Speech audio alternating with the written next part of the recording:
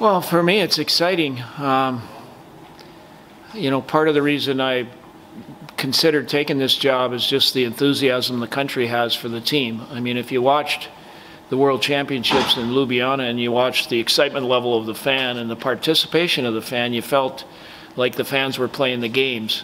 And so to be part of something that's that exciting for the country is an honor, to be honest with you. I mean, I'm honored for the opportunity to help if I can, and so that's my job and my responsibility. And so tonight was to get that process started.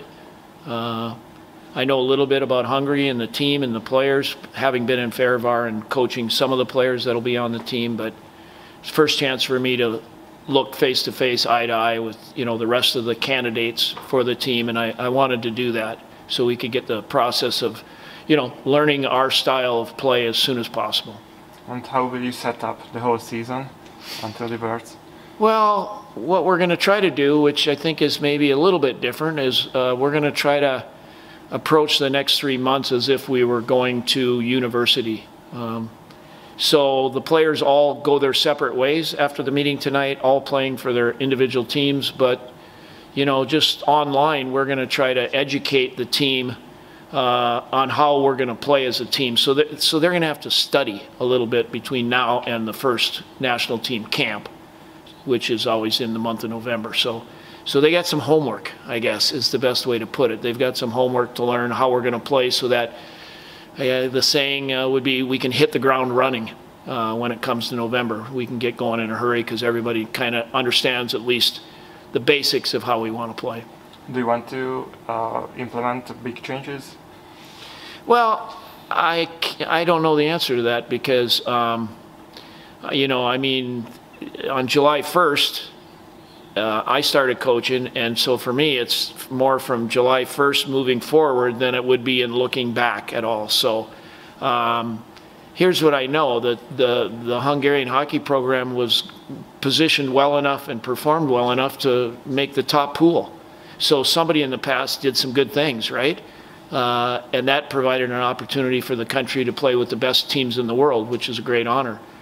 And now it's just a matter of moving forward and trying to help this group of players this year be as successful as we can be.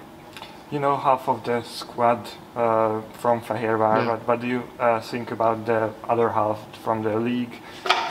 Well, you know, I watched some of the live games last year when I first got to the country, mostly the Olympic qualifying games, to see if Hungary would have a shot at, you know, going to Beijing.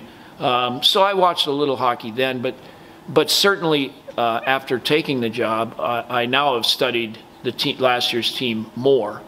So I've watched every minute of every game, the 7 games that the team played last year, and, you know, tried to watch that fairly intensely to learn the players. And, you know, I told the players tonight that there's some good hockey players in the room, good enough to get themselves to the top pool in hockey. So there's a lot of things the team did well last year, and there's a lot of players with some great individual skills.